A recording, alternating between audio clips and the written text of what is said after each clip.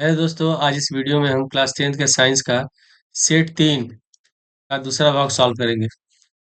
इस भाग में हम लोग उपभाग 2 और उपभाग 3 के क्वेश्चन करेंगे। उपभाग 2 में केमिस्ट्री का क्वेश्चन है और उपभाग 3 में बायो का क्वेश्चन है।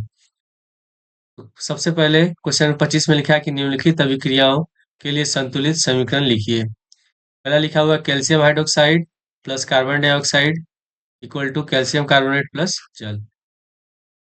तो पहले में दिया हुआ है कैल्शियम हाइड्रोक्साइड, तो कैल्शियम हाइड्रोक्साइड का रासायनिक सूत्र होता है CaOH का होल 2 प्लस कार्बन डाइऑक्साइड का होता है CO2। जब दोनों अभिक्रिया करेंगे तो बनेगा calcium carbonate CaCO3 plus H2O, जल बनता है। तो इसमें हम चेक करें कि अभिक्रिया संतुलित है नहीं। तो उसमें क्या होता है, जो अभिकारक में जितने भी अणु हैं उनकी संख्या उत्पाद के बराबर अणुओं की संख्या के बराबर होनी चाहिए, उनके एटम्स बराबर होने चाहिए। इसमें एक कैल्शियम है, इसमें भी एक कैल्शियम है। यहाँ एक कार्बन है, इसमें भी एक कार्बन है। यहाँ ऑक्सीजन 2 हो गया और यहाँ 2 2 1 4।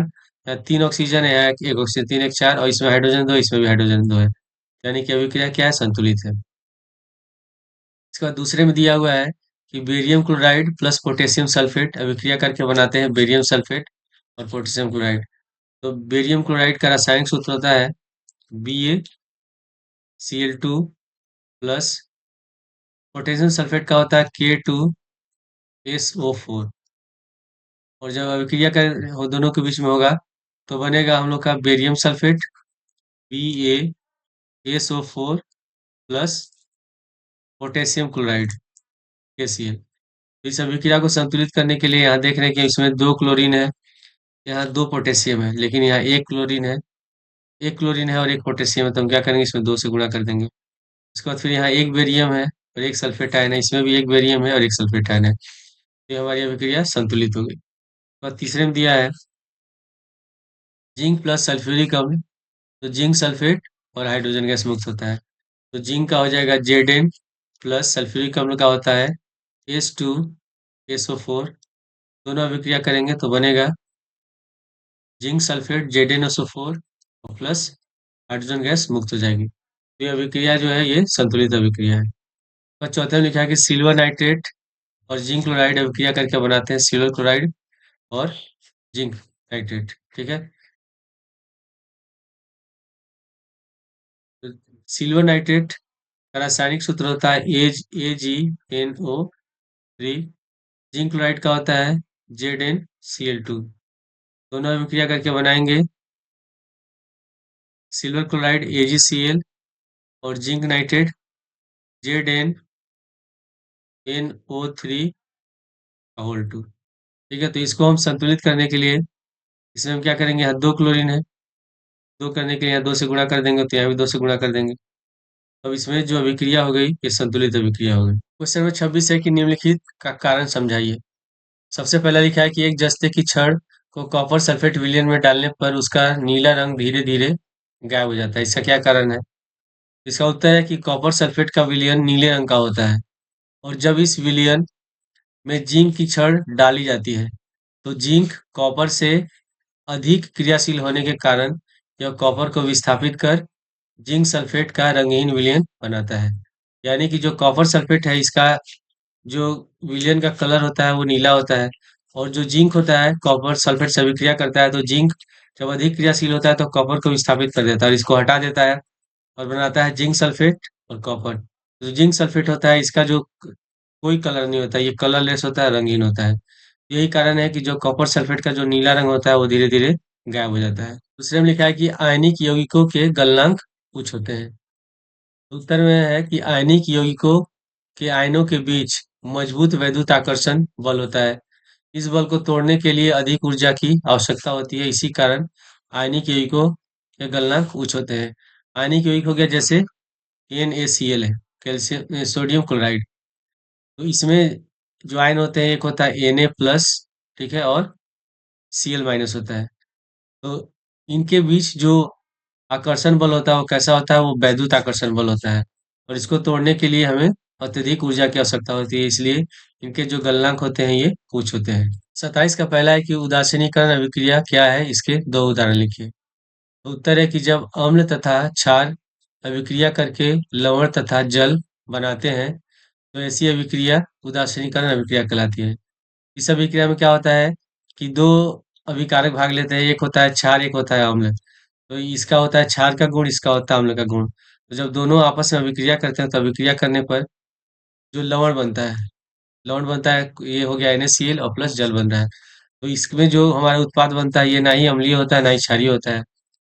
तो इसमें जो दोनों का गुण होता है वो खत्म हो जाता है। तो इस तरह की अभिक्रिया आप करते हैं उदासीनीकरण अभिक्रिया। इसमें सोडियम हाइड्रोक्साइड और प्लस हाइड्रोक्लोरिक अम्ल HCl दोनों अभिक्रिया करके बनाते हैं NaCl, सोडियम क्लोराइड और जल। दूसरा अभिक्रिया है कि H2SO4 सल्फ्यूरिक अम्ल प्लस KOH पोटेशियम हाइड्रोक्साइड अभिक्रिया करके बनाते हैं पोटेशियम सल्फेट और प्लस जल। दूसरा है भर्जन को उदाहरण सहित समझाइए।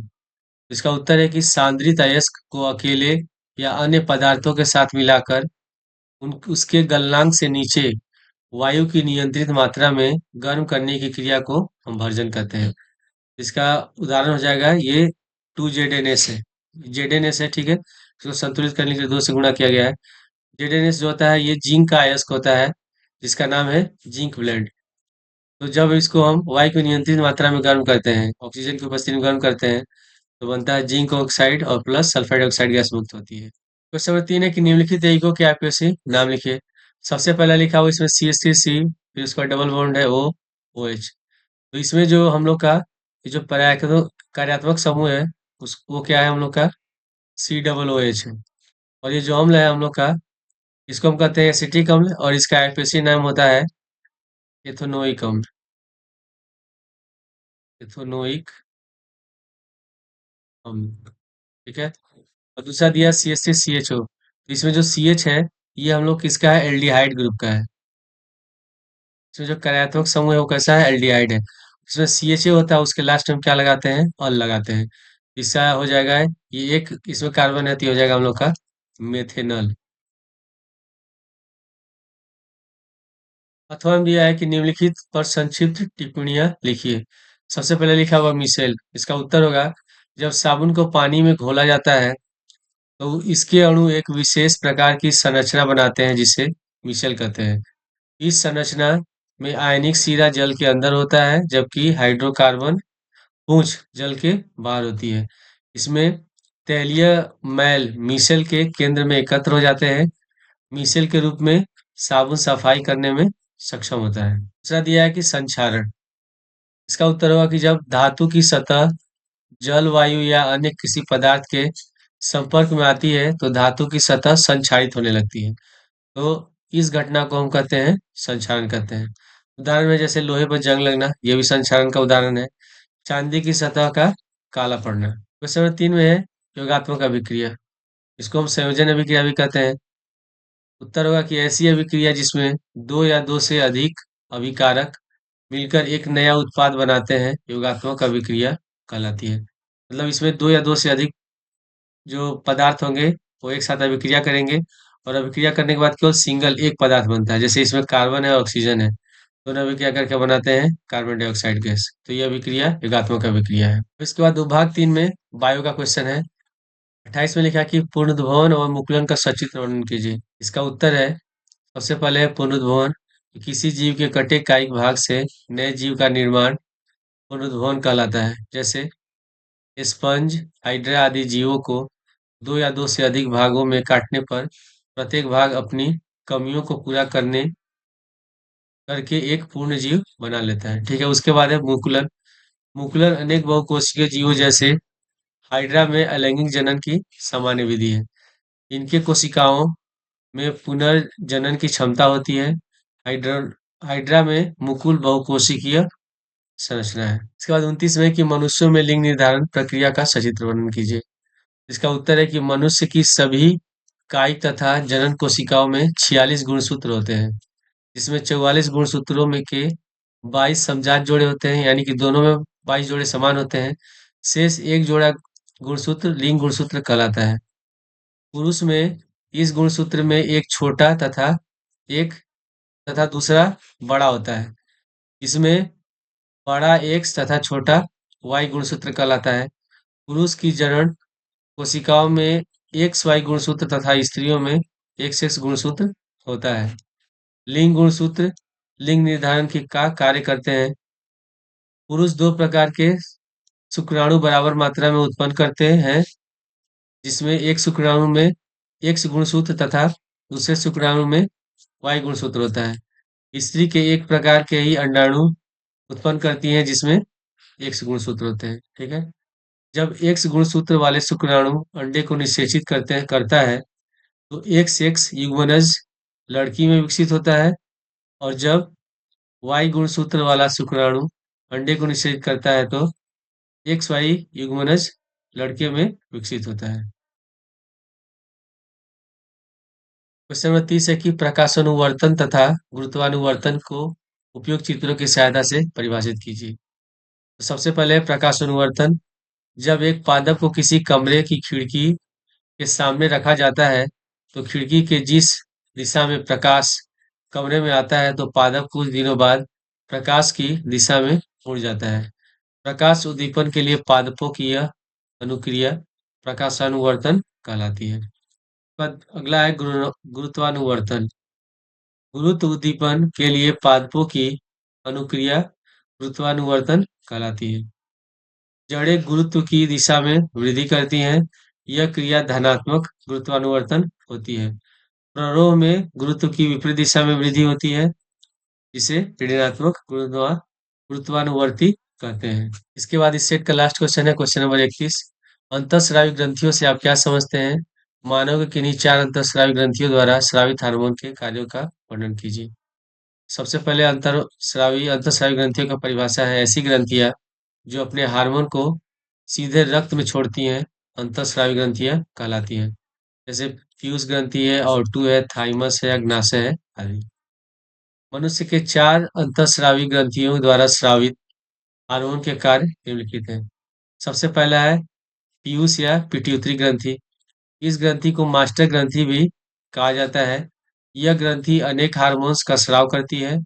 इसके द्वारा स्रावित एक हार्मोन वृद्धि हार्मोन है, जो पेशियों व अस्थियों की वृद्धि को प्रेरित करता है। दूसरा है थायराइड ग्रंथि। यह ग्रंथि श्वास नली में स्थित होती है, जो थायरोक्सिन हार्मोन स्रावित करती है। यह हार्मोन शरीर में कार्बोहाइड्रेट, प्रोटीन व वसा के उपापचय का नियंत्रण करता है। तीसरा है थाइसमस। थाइसमस ये ग्रंथि है। थाइमस वक्ष गुहा में हृदय के निकट स्थित होती है। सॉरी, ये थाइमस होगा, ठीक है। ये थाइमस है। थाइमस वक्ष गुहा के हृदय के निकट स्थित होती है, जो थाइमोसिन हार्मोन स्रावित करती है। यह हार्मोन शरीर की प्रतिरोधकता को विकसित करने में सहायक होती है। इसके बाद चौथा जो अंतःस्रावी ग्रंथि है, वो है हम लोग का अग्नाशय। अग्नाशय जो होता है, ये अंतःस्रावी होता है और बाह्यस्रावी भी होता है। तो अग्नाशय में बीटा कोशिकाएं पाई जाती हैं, जो इंसुलिन हार्मोन का स्राव करती हैं। इंसुलिन शरीर में ग्लूकोज का उपयोग बढ़ाकर रक्त में शर्करा की मात्रा को कम करता है। इस हार्मोन की कमी या अभाव से मधुमेह रोग हो जाता है।